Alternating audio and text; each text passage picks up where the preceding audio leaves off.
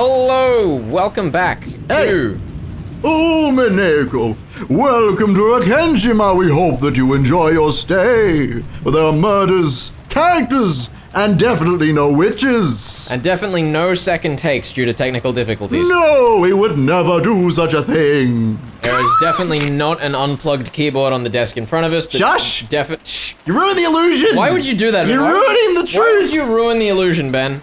Look, I'm sorry. Sometimes we just gotta ruin illusions. This is true. You bastard. Anyway, we're gonna continue. We have a good time. We're gonna hang out with the cousins at the guest house, because that's what they're doing. Also, hey, I suppose it's probably worth mentioning, for those of you that have been following the YouTube series, this is the first recording we've done since we uploaded the first episode. Yeah, I can't wait for this to come out like a year after that first episode. But hopefully anyway. we're a bit quicker than that, but there'll be points where I'll start referencing things that happened in episode 1, which have probably already been referenced, but I'm only going back over them now. We're referencing references. We're taking it from Ryukishi himself, referencing our past works to make our new stuff more relevant. That's right. Make it hit with the kids. Just like in that book I read, Higurashi. You haven't read Higurashi, though. But Ben, what if I have by the time this comes out? Oh, shit! Ah, that's such a good meta! Oh my god, can we do that? Alright. That sounds like so much work, though. Look, you can just watch the anime. The anime is pretty good. Visual novel is still better, but the anime is serviceable. It's a good thing they didn't make one for Umineko. It's a good thing. They just made like a really, they made a really great OP. They didn't make Matrix sequels. Yeah, look, they made a really good Umineko OP. They didn't attach a series to it. It's fine. Anyway. You sound a little salty about this, Ben. Did they? No! Why would I be salty about anything? Fucking studio demon. Anyway, let's continue on with the magic. I mean, the story of this game that we are playing. We're all warmed up now. Hideyoshi's claim that advertising doubled the taste was apparently right. After being chased out to the guest house, the kids in Nanjo had gathered in the cousins' room and were eating the cake that Kumasawa had brought for dessert. It was both wonderful and high class, topped with lavish amounts of cream and decorated deliciously with fruits, but delicious as it was, it didn't taste quite as good for some reason. It's probably all the mackerel in it. It's all the mackerel in it. Look at us predicting the future. Hold on, Ben. What if, in a different reality, we did a second take of this? Oh my god, what if we did? Ugh. What if we took a third take? Don't think that hard. Please don't. That's the end. We need to get back on track! Without Godu-san selling it, it isn't nearly as good. It's true, we're missing best girl. If we ask Kumasawa-san to sell it, she'd just say it's made of mackerel. Whoa. Did we just predict that? Man, we're so good at this. Oh, that's shocking. Ooh. Really? You can make cake from mackerel? Oh, ho, ho, ho, ho. Absolutely, and as you can see with this very cake, if you mix the squeezed juice of mackerel with flour and eggs before cooking, it comes out all fluffy. Oh, ho, ho, ho, ho, ho, ho. That'd be incredible if true. It is true. It definitely is true. It definitely is. Maybe mackerel cake will show up on the new menu at one of Father's restaurants. No, I wanted to talk about this, Ben. What? And we definitely didn't talk about this in the previous take. But I'm convinced at this point that mackerel is the murder weapon. Really? Yes. I don't know what would give you that impression. They just keep talking about mackerel. Look, it's a joke. It's a harmless joke. It's fine. Well, I'll tell you what else was a harmless joke. Not foreshadowing. What? I'll tell you what else was a harmless joke. What was? Mackerel cakes. But look at them now. They're popular. They're taking over the world. This is true. By the time this video comes out, that is our mission. That is to make mackerel cakes popular. Uh-huh. That way there will be murder weapons everywhere so we can abstain our guilt. This is true. This is very true. Ben, what if I am the murderer in this book? I don't think that's true. I don't feel like you'll be able to interact. We are but observers of this grand game. I don't know. They kind of spoke to us. That is certainly an interpretation that you can choose to take, my good sir. I mean... What? Oh! Oh! What's with that look? After all, mackerel's full of nutrients and sounds healthy. It might get really popular with women and the elderly. But I'm not going to get anywhere near it. Girls won't eat something that weird. Even the elderly would wish to decline. Oh, but it's delicious, you know? Fucking Kumasawa-san. She knows what's up. She knows what's up. He's pushing the mackerel cakes. She's pushing the murder weapon. Oh, God. Kumasawa was really cheering up the mood with her classic mackerel jokes. Classic. Not murder weapons.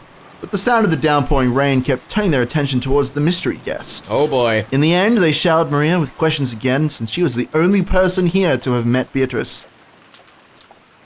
Scary. What's this? I don't know. It's this track that we have heard before, maybe. I think we've definitely heard at least the theme, even if a different rendition. I think so. I can't believe she was actually telling the truth. Make it sound like, though you never believe it, this Maria meets a witch business isn't news to you. Yeah, I thought it was just one of those fairy tales you'd expect from a dreamy kid that age. She exists. Beatrice exists. Every year when we come to the family conference, I meet her and we play together. That's right. Although Beatrice doesn't usually show herself, I hear she sometimes unexpectedly appears before honest people with clean hearts. Like Rosa. Ho ho ho ho ho. Did she appear before Rosa? She appeared before Maria, but and Rosa was was also there. Also, Kyrie has seen Beatrice, who though. clearly... Hold Yeah. on. What? So if... You have some beef to pull with any of that? I think, here's the thing. Uh-oh. Have we got a theory? A game theory? Stop it, we can't... Now, just look at all the copyright we're gonna have to cover. Oh, God. Okay, but here's the thing, right? Yeah. Is we've covered, I think, the idea that maybe Beatrice is one of the characters of, like, abstaining her guilt to Battler as a character. Okay. So if we're assuming that there are 18 people, Sounds complicated. and that Beatrice is one of those 18 people in the Tea Party world, Sure. in Purgatory, I'm growing increasingly more suspicious of Kyrie, Why are you growing suspicious of Kyrie, sir? Please tell me. because I feel like she is the one that the Beatrice character is trying to remove the most guilt from. You think so? Yeah. She's definitely less kind of active, certainly than, you know, Nazi or Rosa or Ava. Man, I forgot what Ava's name was. I feel really bad. She's also best girl. It's Aunt Anna, right? Yeah. But yeah, like she. Throwback to episode 1. But yeah, those three characters are definitely more prevalent than Kyrie is. Kyrie is, she's not technically part of the family. She kind of, you know, she talks to people off to the side, but she doesn't really have a whole lot of say in the family And she conference. also has a child that isn't here and thus wasn't murdered. This is true. She has a girl named Angie. Angie, that's right. Yeah. She's not at the family conference because she was sick. You think that might be some kind of cover up or something? Like, oh no, my child is sick. I'm certainly They not can't I'm come certainly to the not conference. discounting it. It is Sure. one of the things selling me this theory. I mean, my question would then be, why is Battler here? Wouldn't she want? I mean, technically, Battler isn't her kid though. Yes. This is true. I feel like the fact that they said that very explicitly is the reason. Sure. All right. Well, let's see how that goes. See how that theory goes. I think. Beatrice referred to that character in the fairy tale about the Rekenjima witch. Only a character. Yes, definitely not a real person. Definitely To not. keep Kinzo in a good mood, the family and servants acted as though they believed in the witch of his delusions. That's how Rekenjima's fairy tale, or maybe ghost story, had come into being. To the family members who knew that backstory, the backstory? Sorry, that term. Anyway, the fairy tale of the Golden Witch wasn't something to be taken too seriously. Should I be suspicious of that term? No, I just thought it was funny that, like, there's this backstory about the Golden Witch of Rekenshima that we'd like to exposit about. However, they were never able to say that out loud in front of Kinzo. Because of that, the legend of the witch carried a lot more weight to someone like young Maria, who didn't know the story of how it had come into being. That's why Maria believed in the legend of the witch. She accepted it entirely. That was only natural for an imaginative girl who believed in witches. So people had avoided saying things that would betray her dream. On the contrary, they had worked together to say and do things that would help liven up her dreams without her knowing. So she's kind of like Santa Claus, is what we're hearing. So when Maria-chan was showing us that candy that supposedly came from Beatrice, I figured someone suddenly slipped it into her handbag. I have done similar things a few times in the past. Secretly placing sweets somewhere. So he's Beatrice then. Confirmed. That's it. We can go home. Confirmed placing sweets somewhere. I imagine even Kumasawa, or rather all of the servants and everyone in the Ushinomiya family has done it once or twice. Good, we're narrowing it down then.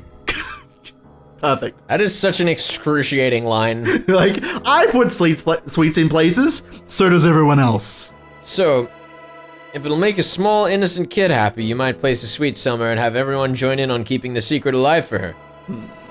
Come to think of it, I'll bet you do that kind of thing all the time, George Aniki. Who knows? What?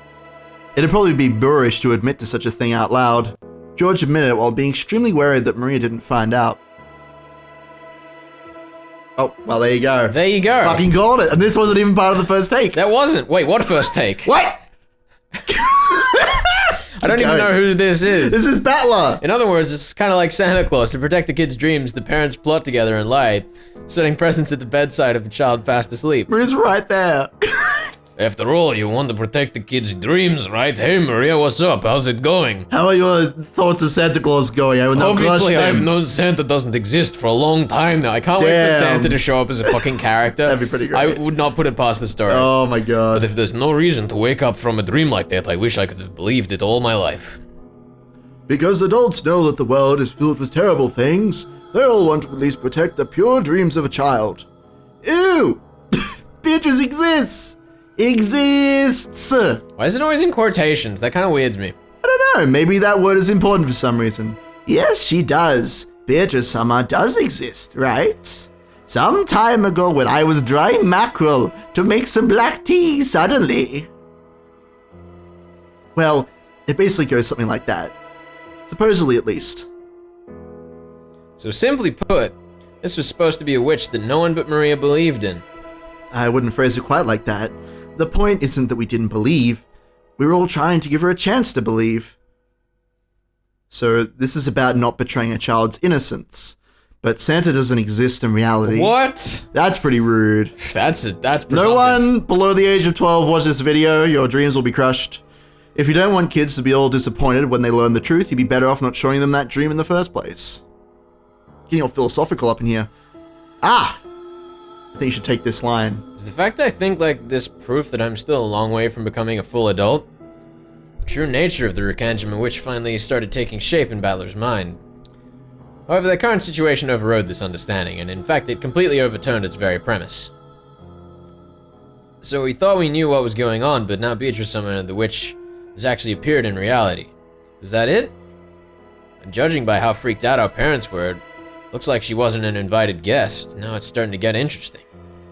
There's no reason for us to simply assume that a woman called Beatrice doesn't exist. It's what Uncle Rudolph called a devil's proof. None of us knew that a woman calling herself Beatrice existed. But that's not the same as proving that Beatrice doesn't exist. Dr. Nanjo, you've been friends with Grandfather for a long time, right? At one point during the family conference, I was questioned quite thoroughly by Kraus-san and the others. They wanted to know if long ago Kinzo-san might have had a mistress called Beatrice and an illegitimate child with her. I get it. Our parents have their heads full with the inheritance problem. So of course, if the daughter of a mistress like that showed up, it'd be troublesome for them. Kraus-san and the rest probably asked Genji-san about it first. However, Genji-san is an aide who has sworn loyalty to Kinzo-san and is probably a friend more trusted by Kinzo-san than myself. Damn. I doubt he told them anything. Damn. So next, they went to ask me as an old friend of his. And? Did Grandfather have a lover called Beatrice, Dr. Nanjo?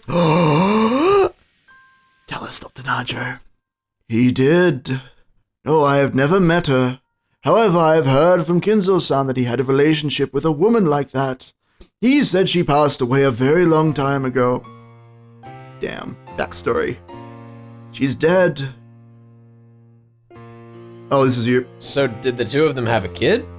That I do not know. But Kinzo-san always says that reviving Beatrice is the goal of his research. Usually if one loses a mistress, but has a child left behind to remember them by, they pour all of their love onto that child. Therefore, we naturally assumed that there was no such child between Kinzo-san and Beatrice. Oh shit.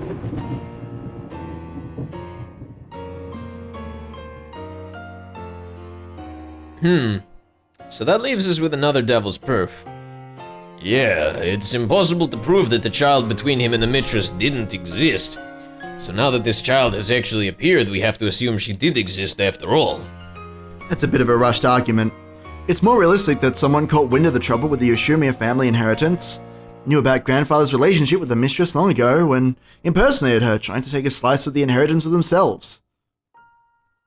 Sure, that is realistic, but I have been speaking to this character in an alternate dimension that looks a little like a parlor. Some kind of T-space. But we can't deny the possibility that she really is an illegitimate child. One who lived in isolation, forgotten by Grandfather, and who's returned for revenge, right? Revenge? What do you mean? Sorry. Guys just like to dramatize stuff to make it sound like they're talking to a witch in an alternate... interesting. I've seen too many weird dramas like this Higurashi. This Higurashi book. Normally that might have come off as a light joke, but the joke had landed after an uninvited mystery guest calling herself Beatrice had marched in on the day of the family conference, where the bloody argument that the inheritance had become took center stage. There was no way Battler's joke would be welcomed with laughter. So, it was a really big help when Nanjo laughed brightly to calm everyone down. Oh, I see. That does sound quite intriguing. I would love to read a novel with a plot like that. Well, have you heard of Higurashi? Have you heard of Umineko? I don't think it could actually work. After all, right now on this island, there's the full 18 people, right? Battler can count. Nice. If anyone tries to do something weird, they'll immediately get caught. Oh, this is interesting. And thanks to the typhoon, they can't even leave the island. In other words, if you tried to commit some crazy crime, you'd be screwed. I agree. In a dead end without any way to escape, and in a situation where everyone's really suspicious of her, I seriously doubt she could pull off a terrifying revenge drama like that. Probably not. In that case, it would be more realistic if she had come in secret, without making her presence known, like in the first episode. I simply cannot imagine someone appearing openly to take revenge outside of some historical drama. Well, who knows, right? Revenge is based on emotion, not logic. If you've got someone willing to go down along with their opponent, they might not be afraid of anything. Not even the police or large numbers of people. It's okay, Jessica-chan. None of the disturbing things we're imagining will happen. Definitely not. I love George. God damn it. George! Like the Battler Royale. You didn't. You didn't! No! Between our parents over the inheritance isn't disturbing. I hate you. You're welcome. That's right. Dan and Uncle Rudolph are pretty tough, and Aunt Eva's even trained in the martial arts. We'll be fine. Yeah. Jessica didn't say it out loud, but she'd vaguely noticed that her own father stood in opposition to all the other siblings on the inheritance issue. Vaguely. Vaguely. They usually played nice in front of the children, but when that pretense was lifted away, like it had been at dinner, the result would be a tumultuous uproar. After realizing this, it was only natural for Jessica to be frightened at the thought that her parents might get caught up in some kind of murderous trouble involving stakes and witches and become human sacrifices for something terrifying. Seriously, Georgianiki's right. Nothing's gonna happen. Even if she pretends she's a witch, what can a single human woman who can't even use magic do? Is this it? Is Beatrice appearing, please? Oh shit! Yeah! If I may. Hop aboard it, son. This is the most excited the scene has had me so far in this episode. Ooh. The sudden, creepy laugh made all of them jump. And when they realized the strange laugh was coming from Maria, oh, damn it. they were shocked again. It was a fake out! It was a fake out! Now I'm just disappointed. I see. So that's how you see it, Battler. What is? Don't laugh all creepy like that. You accept Beatrice's existence for now. At least you accept her as a 19th person and a guest. But that's all, right? You don't accept that the 19th person, Beatrice, is a witch, right? Huh? Of all the crazy things to say, of course that's what I think. Witches couldn't possibly exist, bold text. Bold text! The only possibility is that she's a human woman claiming to be a witch.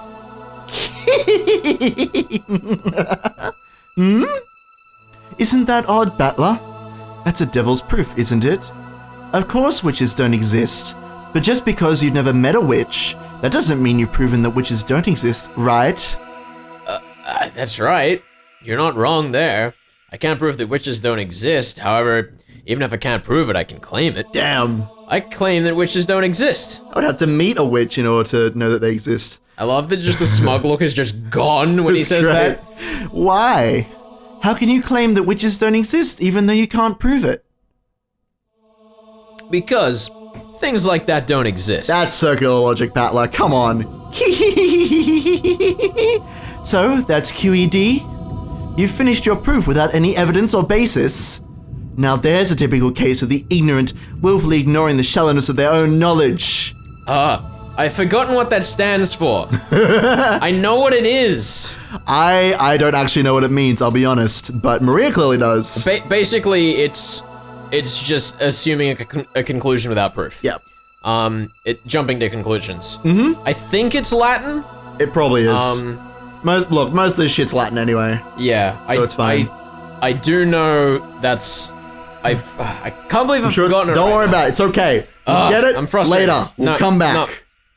We're just gonna sit here We're gonna sit here for 30 minutes thinking until about you it. figure out what it is. That's right. It's definitely You gonna Latin. read this or what? What? You just want us to sit here for I 30 minutes? finished the line. A reckless suspension of thought. Hee hee hee hee hee hee hee. And there's only one way to resolve this, Maria. The witch's side needs to show some proof of themselves. It's a devil's proof again. If you bring me a devil, we can end this right now. In this case, we... Don't raise your eyebrows like that! In this case, we can just get this woman calling herself Beatrice to display some wonderful, magnificent magic like the twinkling stars, butterflies. Oh dear. All she has to do is show us something that's impossible for humans, right? This is so good. I will say, to the people that have told us we should just record this over the internet, screw you. Yeah. You should see the eyebrow action we have going on right now. We're communicating only in eyebrows. Only an eyebrow. It's like Morse code, but with more hair. Oh god. Alright, anyway. Calm down, on. please. I feel like Kumasawa was talking to us. Like, know, what are you right? idiots doing? Calm down, you two. Please settle down. Kumasawa noticed that there were two idiots talking about using their eyebrows to communicate in Morse code. Also, that the atmosphere between them was getting worse and tried to calm them. It seems... It seemed as though Battler quickly realized that he wasn't acting like an adult. Felix. But Maria's expression didn't loosen. Excuse you. As she laughed creepily, she kept staring at Battler. You quit it too, Maria. Let's get back in a good mood, okay? I don't know, that seems like a pretty good mood. Look at that face. If that's what you want, Beatrice will definitely show you. Something impossible for humans. When she does, you'll believe it too, okay? You'll believe in Beatrice. Sure. If she let me have a look, I'll believe. It's a chess debate between the witch and you, Battler. If you get checkmated, you'll believe in the witch. I like the way you put that. The witch shows her magic, my king is put into check. I quibble, saying it'd be possible to reproduce her feat using measures even a human could take, and my king escapes. Failing to do that would be checkmate, so that's a pretty good analogy. This conversation is actually amazing. You will understand why as we progress. Battler, in chess, you and your opponent have pieces that move in the same way, so you can predict your opponent's moves. Pay attention to this shit. Pay attention to the Pay wind attention to as this. well. The wind is fine. Don't worry about the wind. Pay attention to this chess shit. Uh-huh. Opponent's moves. But you know what? What you aren't expecting is that your opponent's pieces might be able to move in ways far stranger than yours. So... With magic, maybe. Cheating? Maybe. You simply assume that, since witches must not exist, the movements of Beatrice's pieces will obviously be the same as your own. But you know what? Sorry, Battler, but your chess partner isn't human. She's a witch. She can move her pieces in ways that humans can't. Right now, your understanding is flawed. Battler, you like Aunt Kairu's chessboard thinking, right? Yeah, I like that style of thinking, where you stand in your opponent's shoes. And that's why you get stuck. Even though your opponent is a witch, you won't accept it. So you can't understand the moves a witch might make, and your chessboard thinking won't work. Your knowledge of your opponent is mistaken. The very first premise of chessboard thinking is broken down. Ah, so that's your game. You cannot win in chess against a witch. Well, that's just boring. Fade to black. Wind? And scene. Ooh, we're in the rose garden. No, I reckon we're going back to the mansion. Oh shit, actually. Oh no, we're in the fucking garden. We have to get some love on. Do. I don't know what happened after that. We servants were strictly ordered not to approach the dining room. I see. So, Shannon, have you ever met this person called Beatrice before? I don't know. It was a slightly odd way to say it. It didn't quite sound as if she was saying her memory was hazy. For us servants, Beatrice Samara is the second master of this match. Some people say we've spread that rumor because of Master's influence. But even when I just started working here, the story of Beatrice Samara was already being whispered of. I've heard about it before. If you don't show her respect, you'll get cursed, and at least one servant actually did meet with an accident, right? Yes, but it's true that some people believe more than others. I believe respect for that sort of thing shouldn't be forgotten, so I've never doubted that she exists. I vaguely believe that a shadowy being called the Golden Witch exists. And then that witch, whose existence was so shadowy and obscure, actually showed herself and entered openly through the entrance hall. Is that what happened? I don't know. I don't know anything. When you brought her dinner, did you talk about anything? No, nothing. Shannon, please. I see. Still, a witch that eats food somehow doesn't sound so realistic. Maybe after all, it's just someone who knows about the witch legend of this island and someone who's taking on Beatrice's name. I think you've probably come to respect Beatrice and think of her as something like a guardian god of the mansion. So, when a person appeared actually going by that name, maybe you were a little disturbed. Whoa, That's right. I guess that must be the case. George was slightly at a loss at what to do about Shannon's downcast appearance. Maybe not just Genji, but even the young servants had been ruthlessly questioned as to whether they knew anything about this Beatrice person. Thinking that, he tried to cheer her up somehow. Surely, just like Marie and Jessica, Shannon was unable to fully hide the agitation caused by the sudden visit of this person calling herself the Golden Witch. He'd been so sure that was the case, but George probably had no way of looking into Shannon's heart. Shannon was bitter and sad. The door to the Golden Land would be opened. The witch had definitely told her that. That meant the demise of everything. Even if she accepted the ring from George, they would never be married now. No, in the first place, did furniture like her even have the right to be married? Even if the witch hadn't come to signal their demise, wasn't their relationship fated to fail sooner or later? As she turned her gaze to focus solely on those fun days spent with George, while purposely closing her eyes to the sad reality. Had she? What's wrong? You really haven't looked well for a while now. George-san, what does it mean to be engaged? It means making a promise to marry. But I think in that sense it means the same thing as marriage. To be honest, I want to take you home as my wife right away. But right now I'm in the middle of training and I'm still a long way from having the capacity to create my own castle. That's why I want to take you home with me with my head held high, only after I become a full adult. I'm not talking about the distant future. I just want to wait a short 3 years, just 3 years. But that doesn't mean I want to lie about my feelings for another 3 years. So I decided to give you an engagement ring. That might be a shameful reason as a man. Maybe it's shameful to get engaged because I want you to wait, since I can't support my work and a wife at the same time yet. But I will definitely. Thank you very much.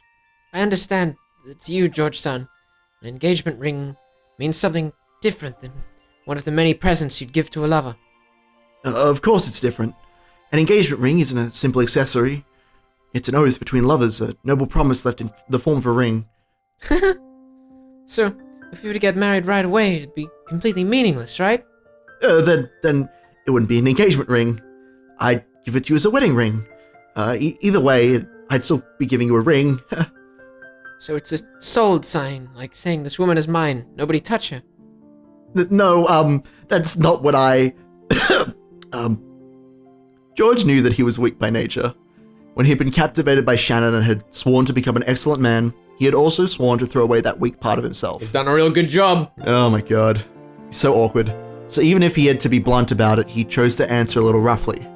He was sure that doing so would bolster and reassure Shannon. Go full anime, George, I believe in you. Oh shit. I believe... Center of frame. No. That may be true. Seiya. Oh. Seiya. I'll make you my wife. I won't give you to anyone else. I'll make you mine alone. So no one will lay a hand on you. This sounds rather forceful. It does. It's a little less charismatic as it usually is. Yeah, this is, it's a little this weird. is not George. No, this is a little weird. I wonder what's going on here. I'm sure it's fine. That's what this ring is. Without a doubt. Thank you very much, George-san. I'm truly happy. This is narration. This is you. This is you? Oh, okay. Then, George-san. Oh, no. I told you! If it was decided by fate that this engagement ring, that this promise could never be fulfilled, would you still give it to me? Shannon tried to ask that, but she swallowed her words. Because George had already spoken the answer. George had said it. He had said that to him an engagement ring was infinitely similar to a wedding ring. Therefore, accepting George's ring had a significance far more sacred than a promise to marry. So, I'll stop calling this an engagement ring. From now on, this isn't an engagement. It's a wedding ring. Is that really okay? Yes. Is it okay to just proclaim that we're married without even God's blessing? Fuck God. Yeah. It's enough to tell God, Father, and Mother about it afterwards. We'll tell them all that we've been married. No one will be able to undo it. This is very strange. It's great. This is George being son. a badass. I'm not saying this because of a momentary emotion. I'm not just looking at how you are now. I'm looking at the you of tomorrow, of the next day. I'm even gazing at you as you'll be in old age, in the future, as I say this. Dead. With half your face destroyed. Oh. You're always talking about that, George, son. About how you want to enjoy your old age slowly, surrounded by healthy children and grandchildren. Yeah. At that time, an older you will be beside me. That is what I expect, know what I foresee. Yes. Because that day will surely come. Will it surely come? Believe. Felix. Believe in this happy future. Believe in the Golden Witch? Yes, surely. Definitely. And this ring proves it without words. Please, show me. Oh, it's so red. Here it is. George, thinking he was being told to show her the ring, hurriedly took out the ring box. Even though he had practiced so much, he hadn't been able to do it cool. But Shannon wasn't looking at that. In her straight and direct gaze were vague tears and a smile. She focused her eyes on George's eyes, something she could see beyond his eyes. Please, show me that future. Yeah, I'll show you. Surely. I promise it. And not just until old age. After we die, too. Even when we become spirits, we'll always be together. Shannon wiped away her tears and took the ring box. Inside was a diamond ring worthy of blessing the two of them. George said the line that he'd practiced over and over again inside his head. I want you to put this ring on, whatever finger you like, and have that be your answer. So by tomorrow morning... Shannon smiled, took the ring, and with a completely natural movement, put it on the ring finger of her left hand. Yeah! It really had looked like such a natural, ordinary movement. And for a while, George was stunned. He just did it. Shannon. Oh, I love you. This is my answer, George-san. Shannon. No, Seo. Even when we become spirits, we'll always be together. Nope. I knew it. I was waiting for it. I was like, here it comes. We'll always be together, George-san. It's a very confusing lovers confession. If only they could show characters on screen to tell us who was talking. It's dramatic. There was no blessing from God, no pastor to witness, nothing. But the two who were married proclaimed it. Two souls were joined here today. Believe. Nice rain. Yeah, nice roses. Uh-huh. Sure nothing is about to happen. I'm waiting for a jump scare. I'm waiting for... Oh, no, next scene. I thought there was going to be some glass smashing, I'll be honest. I was waiting for it. That held for a really long time. Oh, damn, we went to Cannon. Okay, cool. Oh, so that was Cannon, like, running away from what he just witnessed, I guess. Was it? Maybe. Oh, shit. Yeah, I think so. Nay-san, you're a fool. Oh, it's Shannon. Right. Is that so? Even though you're furniture. I'm not furniture. Not anymore. Liar! Why are you fooling yourself? Even though you know you can never become human. Even though you know you can't become human unless you go to the Golden Land. Knowing that, why did you abandon the promise that would let you go there? Oh, right. By accepting the ring, that promise with Beatrice-sama comes to nothing, doesn't it? I'm sorry. Good damn it, Shannon. From now on, I, you, George-sama, the Master, and everyone else are under the same conditions. 13 people will be sacrificed. Only 5 people will be invited to the Golden Land. And you rejected one of those places yourself. That's not what the epitaph says. What do you mean? Doesn't say 5 people will be... No, it says 13 people will be sacrificed in accordance with the epitaph. And then everybody dies after the witch is resurrected. However, in the last episode, we did see the 5 remaining people go to the Golden Land, I think. It was in the tea except party. for Nazi. Nazi didn't go to the Golden Land. It was in the tea party. This is true. That was the tea party. Assuming that's what the Golden Land is. Yeah? We saw 4 people go to the Golden Lands, quote unquote, or 4 people survived. Yeah, 4 people survived. Nazi wasn't there, and also Cannon. Whoever the character who Shannon Beatrice was. Yeah, Beatrice was there. Yes, this is true. Why? Are you coming up with a theory? I like this. I like where this is going. I'm just putting the numbers together. We're in the middle of an emotional scene in your theory crafting. What do you want me to do? I don't know. Continue. That's odd. Looks like you're the one with regrets, Cannonkin. You're the one with regrets, aren't you, Nay-san? You got engaged, right? Even though you knew it was a fate that would never be fulfilled.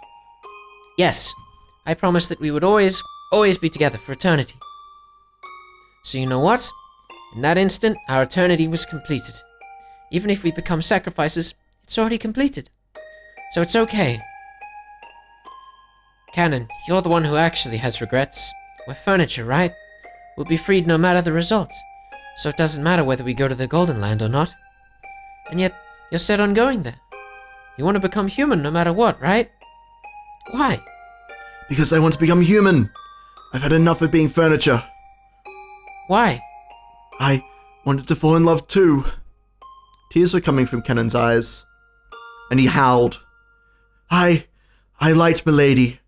And after seeing Milady that day, I started liking her even more. Oh, God. And when I heard that Milady also liked me, I was very happy. But I'm furniture and I can't accept Milady's feelings. You're wrong. We may be furniture. We may be less than human. But that doesn't mean that we aren't qualified to love. I thought that if these feelings wouldn't ever come to anything, I'd be better off not having them. I just decided that eventually I'd disappear and it'd definitely hurt her.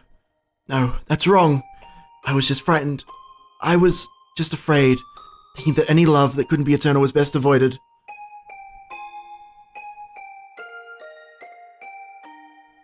Even though their lives only last a few weeks, cicadas fall in love and then vanish. But you'll never find a cicada that refused to fall in love simply because it had ended in a few weeks. Ah! Ah! Ah! He's not happy. It seemed that Cannon was still muttering his regrets, but by now it was all jumbled up with his sobs. That witch is detestable.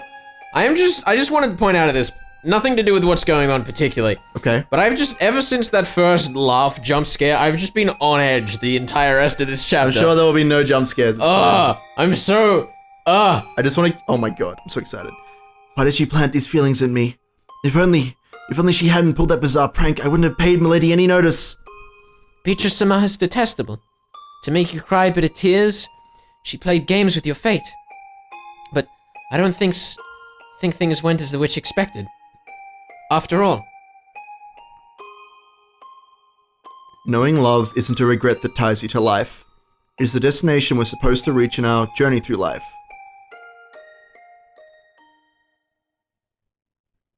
Another lengthy pause. Yeah.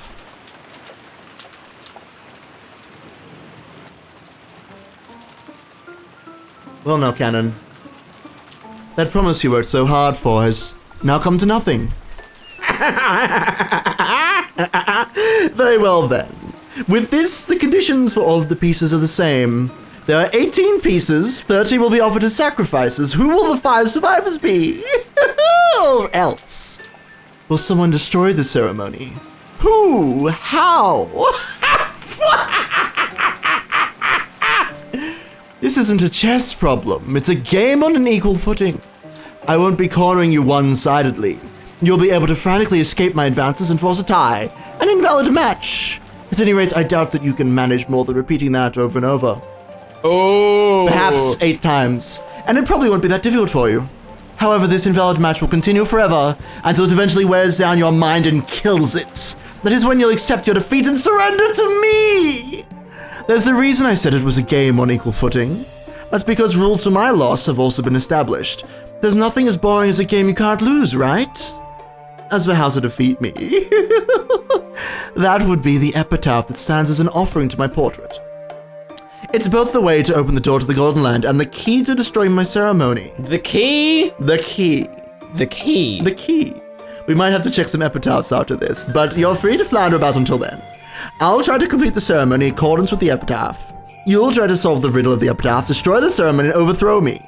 Solve the riddle hidden in the epitaph and expose the location of the vast sum of gold I gave to Kinzo. What result will this game show us? I'm expecting a good fight, okay? Entertain me! Or show me a battler!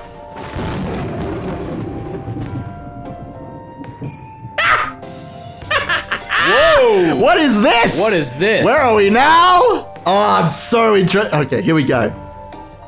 I have no objections. Natsui and I acknowledge it. What are they acknowledging? Yeah. I can't believe it and I don't want to, but this is the truth, isn't it? Natsui, choose your words more carefully. She's this family's most honored guest. Are you ready for this shit? Where are they, though? I also acknowledge it. Can't argue back.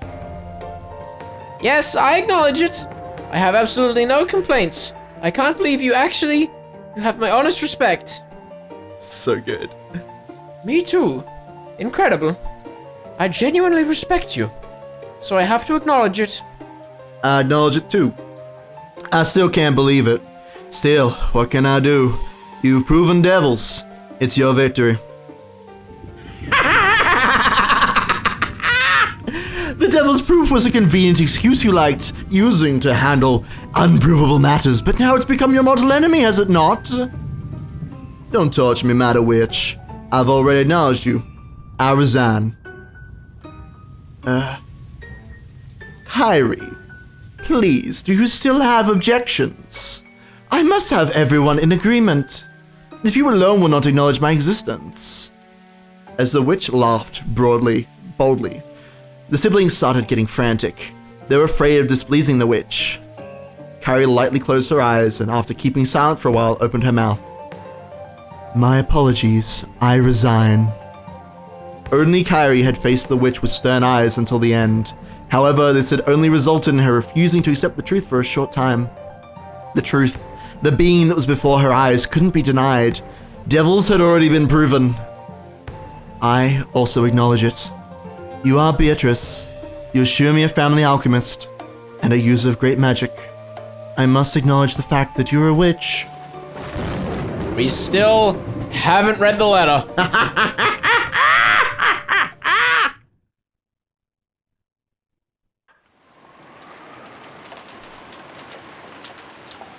Another scene change. What do you think that was? That was a place we've never been before. That was a bit weird, wasn't it? I don't know what it was. I mean, it was a church. You think so? Is that what it looked like to you? That was definitely what the photos were of, even if that's not where it is in the... Alright. Maybe we'll find out going forward. Oh, we're gonna get to see Kinzo. Oh, here we go. Oh my god, what the fuck was that? I don't know. They all gave up. Which is great, because the Sims were all, we're gonna like band together, and they're like, nope, we out. We done here, fam. We out. It's the clock. Striking midnight.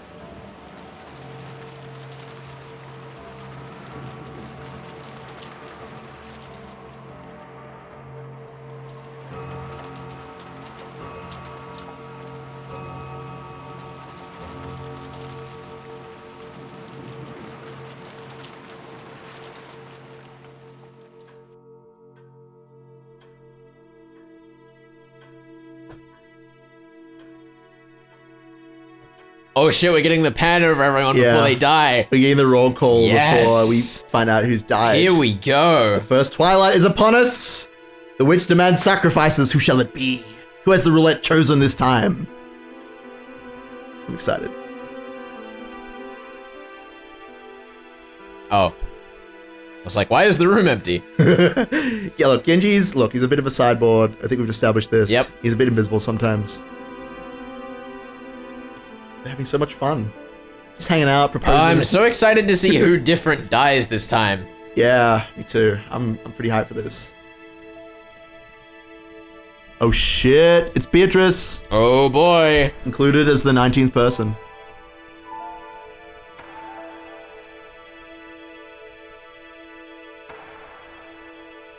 I still want to know what that design on her leg is. I don't know. I think it's the one-winged eagle, but just a different part of it, maybe? But it has a different, like, It end. does. It does a little bit different. And chapter end! No clock? Hold on. This is new. There it is. The clock. But no, nothing shattered. I know, nothing shattered. It's fine. It's 6 a.m. It's fine. Nothing will go wrong. That was weird, wasn't it? They just had that, like, little pensive final note, like, boop, boop, boop. And then it just was like, let's continue. Let's continue with the game. The second day, October 5th, 1986. Booyah!